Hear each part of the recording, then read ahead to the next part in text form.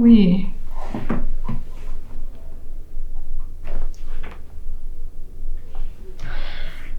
Ça va. Meze neza. Ahimbazwe. Wese umeze gute?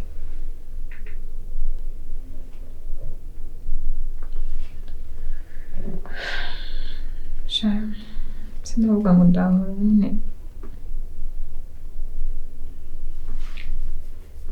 Sha, sinzi ibibazo biri mu rugo pe. Papa asigaye avuga nabi cyane. Sinzi ikintu yabaye. Ya, bikabije cyane. Bisigaye bikabije pe. Ejo se sinabikubwiye ko ndi bujye guhura na Samo. Kandi nta nubwo twatinze. Kwa kuntu mfite izindi gahunda. Nawe yari yambwiye ko ari kugenda nkamucaho tukaganira. Yari arimo nyine kunsaba imbabazi. So, mucaho minota mikeya ndamuherekeza mu muhanda. Twari turimo kugana ahantu imodoka yanjye iri. Dadi rero yaduciyeho ntareba, ntabwo nize mubona. Ya. Ntabwo namubonye. Na nubwo numvaga ko ari ibintu byadanje kuko n'ubundi nose ko n'ubundi namumubwiye nta kintu na kimwe nari ndimo kumuhisha. Ahubwo nagerageje kuza kugira ngo musobanurire mbona yarakaye ndavuga noneho nimvuga ko ari wa muhungu duteretana biri bube bibi cyane. Shambwiye nabi cyane pe. Kugeza aho atinyuka akambwira ngo nsigaye mfite imico nk'iya mama wanjye. Like akambwira uburyo ki ngo ndi indaya nsigaye narabaye indaya narigize indaya. Ibyo ni ikintu bitwaye. Gutinyuka akavuga mama. No. Yarengereye. Yakabije. Yarengereye cyane pe.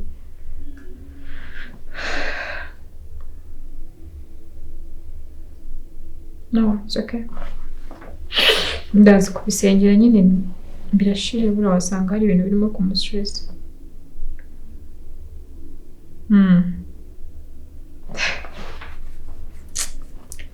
Araho nyine ameze neza ibyacu bigeze kuri. Kumana urashyuha. Nzamukwereka humura pe. I promise ko nzamukwereka.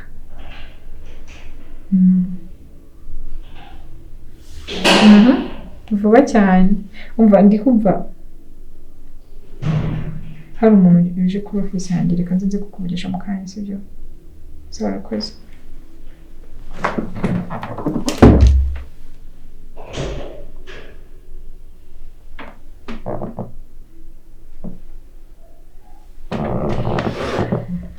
Kwa papa mbega.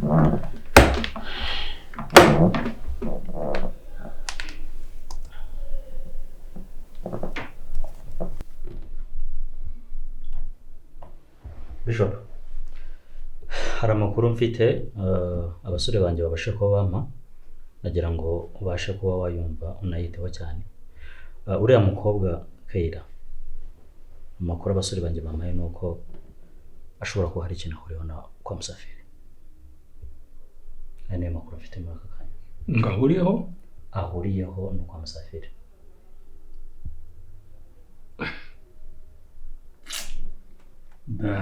Dani. Ariko umaze kugira imyaka ingahe? No, to Bishop. 30. Yeah. Kuri gusubira se inyuma mu bitekerezo nk'umuntu ufite imyaka 80.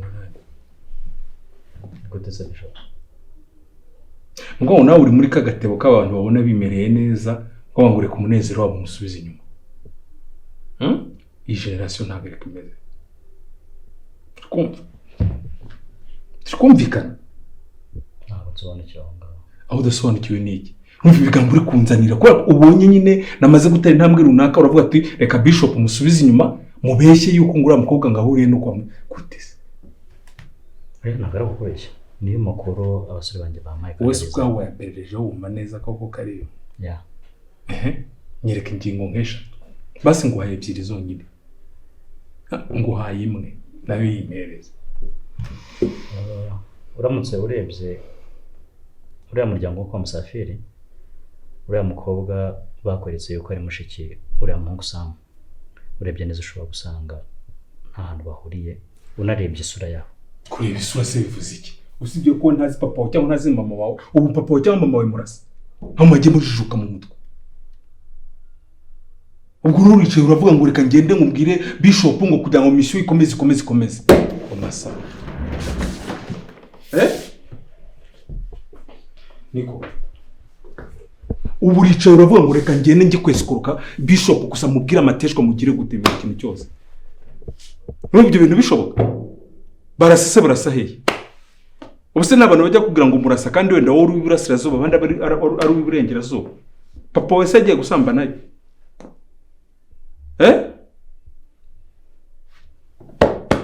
Dan kanguka. Reka nkubwire ikintu usigaye wirengagiza. Aho nagukuye ntuhazi. Ntabwo hazi. Muri make ndakugize. Kuba narakubwiye ngo ucunga umutekano wanjye ntago bivuze kunteranya nabo maze kugeraho inshuti. Kuba ucunga umutekano wanjye si bivuze ko ugiye naba mpfuye byabaye nk'icupa rimenetse cyangwa igira imenetse neva. Urikumva? Nimba utarunabiza abanyarwanda baravuga ngo umuroza arapfa hakavuka undi. Umutekano ucunga n'abandi bawucunga. Bashobora no kuwucunga neza kukurushaho uko.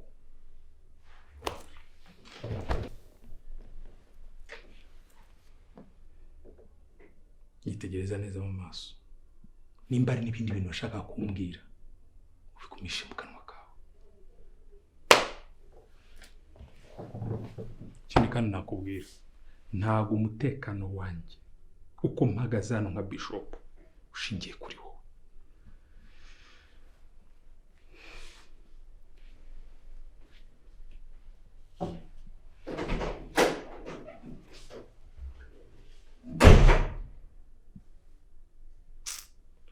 Kareshya n'ifuni yambi mwe.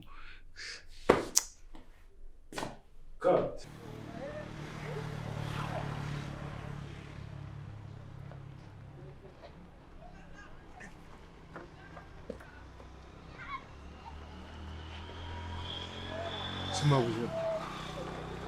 Umuntu umeze nk'umuntu ufite utubazo harya babyita stress babyita utazi wajya ubireka nyine ko utabizi nta nubwo bibari. none si byagenze bituma buja. Hega buryo utishimye nanjye kabisa urumva nanjye kamurari kanjye kaba kagiye pe. Sorry Zamva mubaze imyaka wabanye na data ko muziranye cyane. Ni myinshi cyane, imyaka myinshi cyane buriya urumva. Ngewe nagiye mu gisirikare musanga mu gisirikare urumva none ahita avuga ngo kare urumva ngiye nari gato urumva yandushaga imyaka myinshi cyane kadoguriye urujyo nkawe wari gato kamubaza ikibazo nshaka kukubaza iso nanjye ninde wari mukuru ntawe mwese murangana umva ikintu nta rujyo ntangasiri ariko rero yari mukuru. Sitega amatwi nkubaza ibyo nshaka kukubaza. Hari ubu imyaka mubanye ko ari myinshi, hari abandi bagore ugira uti twari tubanye ubu se aracyahari. Imyaka mwari mubanye ibyo binyarwanda byerega ni byabangana nawe nje nukabinzanemo ndi kukubaza imyaka ubanye nawe hari abandi bagore bajya gubona ugize abagore ntiyajyaga zana bagore yabana nyine abantu yaterekanye. Ayiwe sha nguri imfura y'u Rwanda okabyarawe kereko niba yararyamye akarota akabarota urumva aho yaryamaga siho naryamaga yararyamye akabirota mu nzozi ze urumva nta gahungaho nari mpari ariko sha sicyo nicyo kibazo nakubajije. Reka nkubwiye kandi nkubwize ukuri ya musaza nabamubeshye w'abandi urumva nta mugore n'urupangu.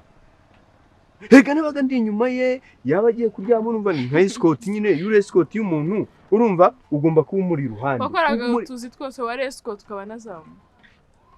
Nezi ubwo escort ugira ngo bari iki ruhande rumwe. Boss ajya kuryama ubwo ugasigara. Abantu se bandi b'umwihariko yabanaga nabo cyane nabahenye. Niba umbwiye ngo nta bagore bajyaga baza hano ubundi byayomeze bite. kuri kwisetsa bite? Dadi hari ikintu nshaka kubwira. Kire cyane ni iki? Gifore. Gifore twumve. Ndabizi n'uruhushya ushaka kunsaba. Oya. Ufite ikigare nyine abantu bashaka gusohoka kugira gute? Ngo Karongi ngo ahantu hagezweho ngo abantu basigaye bajya wasanga ari ushaka kujya. Ndetse tugiye kwiga ijambo ry'Imana abagiye gukora iki? Oya ntago ari ibyo. Dufite umushyitsi Sande. Itorero? Mu rugo. After service. Umushyitsi wanjye n'uwanjye n'uwawe? Okay, ni umushyitsi wacu ariko wanjye kandi wawe. Duhuriyeho njyewe nawe? Yego, umuntu nyine wantumye ushaka kuba. Wa muhungu? Siko wa muhungu nakubwiye bende bya telefone antabara. Ya ndabyibuka. Yego. Ushaka kuzaza nyine mu rugo. Ubu none urashaka ko nanjye nzaba mpari tukabona?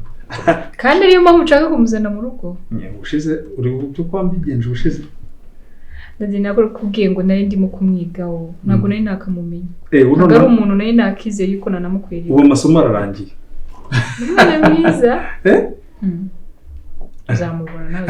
Aburetse gatoya. Mbwira ngo ni umuntu ateye gutya kugira ngo nanjye ninzaba ndi kureba ndebe ko ibyo warebye neza ko ari byo koko. Uko ushobora gusanga wowe wararebanye amaso akunda kandi urabiza amaso akunda ntagera gute? Dadi hari akantu gatoya kuri we nyine ushobora kutazakunda. Nuse kuki wagakunze? Njye nuko numva yuko bishoboka yuko yahinduka. Ko nimba wumva ko yahinduka kuri ako kantu nanjye numva nta kibazo byantera. Akwenda wakambwira. Dadi si byiza yuko twafata nk'umuntu avuye hanze.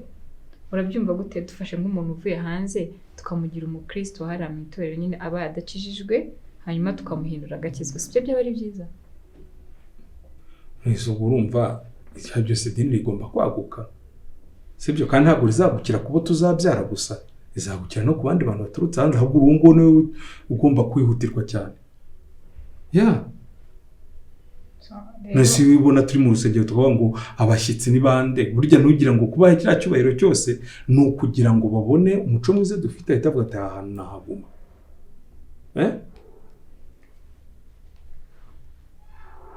Bitse nyine nawe ntagakijijwe Dadi. Asengera hehe?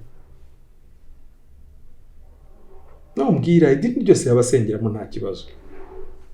Nagasenga. Kumasa nta muntu wadasenga. Ngira amakuru. Tantekereza. Buriya tukino mu gisirikare. Inshuti ye bya byo bivuta ngo ni inshuti magara. Urumva?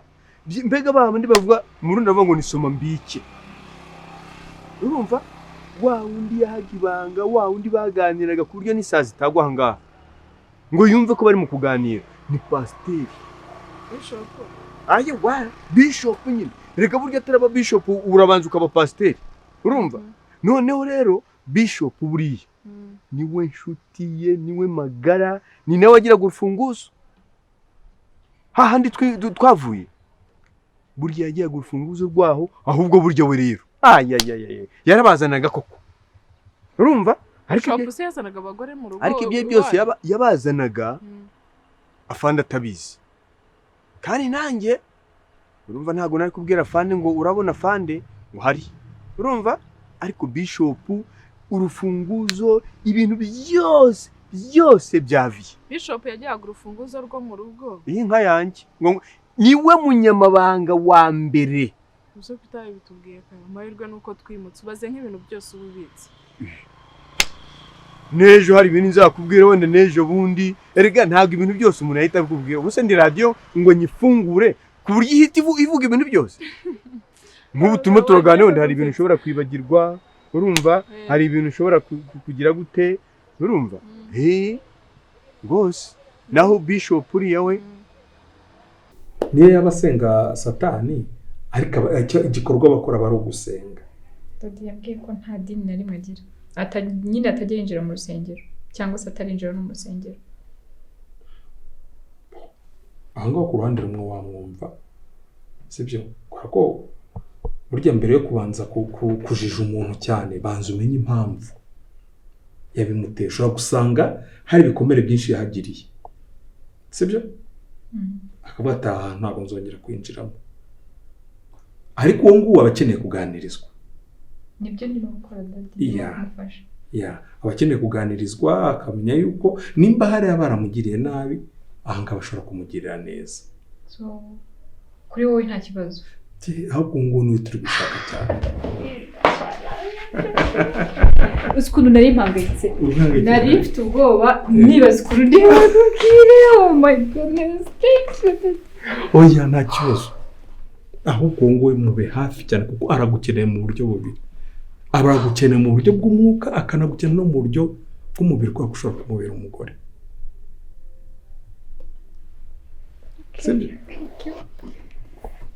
Kumbwira nari mpangayitse cyane, ntabwo wabyumva nawe ugasunda abwira Dodi ngo nkundana n'umuntu udasenga. Gute se nyine cyo ntabwo ari ikibazo kuko n'abasogokuruza twabyita ko batasengaga ariko babyaye imbuto, izo mbuto nizo ziri gusenga.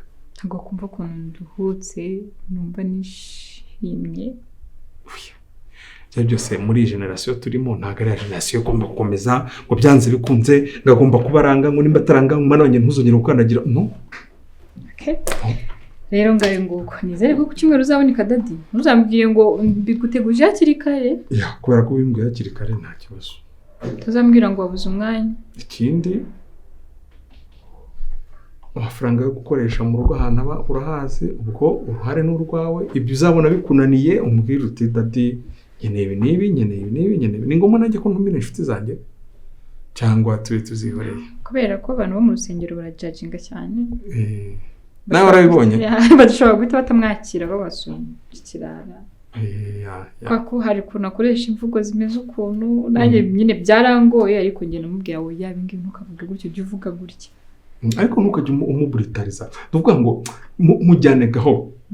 Rimwe na rimwe nanavuga nizo mvugo nawe uziguzivuge, ariko nyuma nimba muri mutari mu bantu utari nagufashije, ariko biriya ntabwo ari byo tubona. Dodi akazi keza turashimye. Sawa rero ubwo urakibwira uko imyiteguro imeze buri kintu cyose sibyo. Mpamagaye kumva sindi kuboneka, natinze gutaha message n'ikezi bireba. Nzatwara imodoka yawe ngiye kumuza. Hari ikibazo? Nimba wumva ari ikintu byakongera sevre nta kibazo. Igihe ikintu cyose cyabaho cyagushimisha gende tare kugikora.